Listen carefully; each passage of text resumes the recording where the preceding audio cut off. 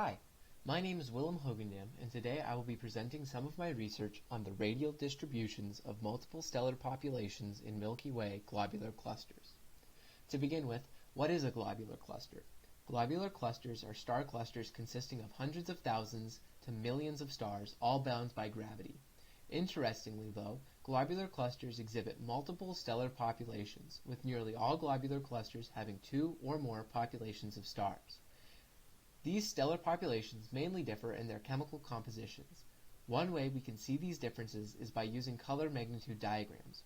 As you can see from the enlarged part of the red giant branch of the figure on the left, which I have boxed, there are two branches, which I have lined with red to aid the eye in the expanded figure on the right.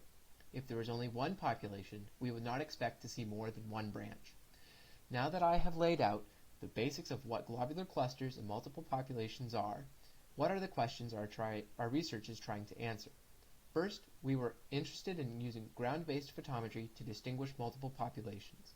Ground-based photometry, while not as high quality as space-based photometry, does have two advantages. It is easier to obtain, and it also can have a significantly larger field of view, covering more of the cluster. Secondly, we want to study the spatial distributions of multiple populations because they provide a way to evaluate the formation models of multiple populations.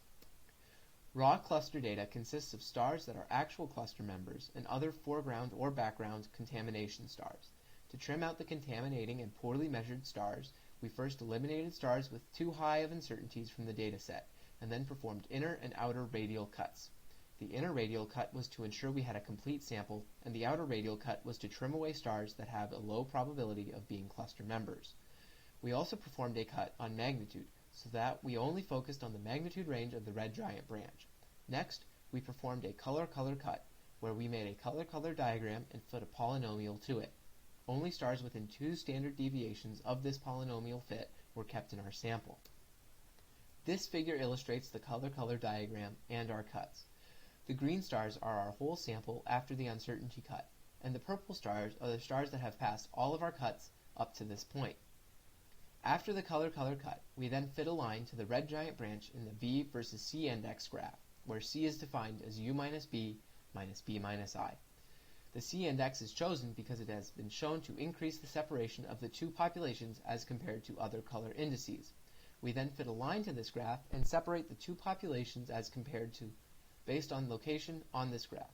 Those to the left are of the bluer first population, and those to the right are part of the redder second population. We also introduce a dynamic zone of avoidance, which we use to ensure stars we classify do not have the potential to be misclassified due to uncertainty. While it may not appear obvious from the graphs A and B, plotting a histogram, as we do in Part C, shows that there seems to be some support for two distributions of stars. Once we had an initial result for our first cluster, M13, using the Kelvin-Rehoboth Observatory, we compared it to a well-known and often cited paper in the literature, Lardo et al. 2011, hereafter L11. We noticed that our result conflicted with L11 and that another paper also conflicted with L11. From there, we looked at the method within L11 and found they may have unintentionally introduced a bias by normalizing their error rather than performing a hard error cut. Due to this bias, we used our process on the same public dataset that L11 used. We found that there were further discrepancies for other clusters in the dataset between our two methods. To get a second perspective, we also examined these same clusters using publicly available data presented in Stetson et al. 2019. We found our results between the two datasets to be statistically comparable, even if the radial distributions do not look entirely identical. From our research, we reached several important conclusions. First, smaller ground-based telescopes can distinguish multiple populations given enough observation time. Secondly, we present new radial distributions for multiple populations in 8 globular clusters, and a potential resolution of the conflicts found in the literature of these 8 clusters.